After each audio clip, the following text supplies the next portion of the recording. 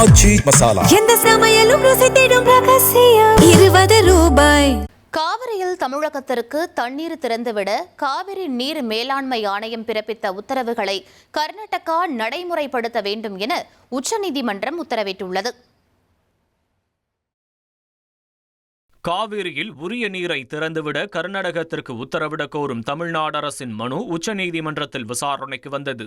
அப்போது தமிழ்நாட்டிற்கு உரிய நீர் கிடைக்கவில்லை என தமிழக அரசு தரப்பில் வாதிடப்பட்டது. நடுவர் மன்ற தீர்ப்பின்படி 64 TMC நீர் வந்திருக்க வேண்டிய நிலையில் இதுவரை 14 TMC மட்டுமே கிடைத்துள்ளதாகவும் மேலும் 20 TMC நீர் நிலுவையில் உள்ளதாகவும் தெரிவிக்கப்பட்டது.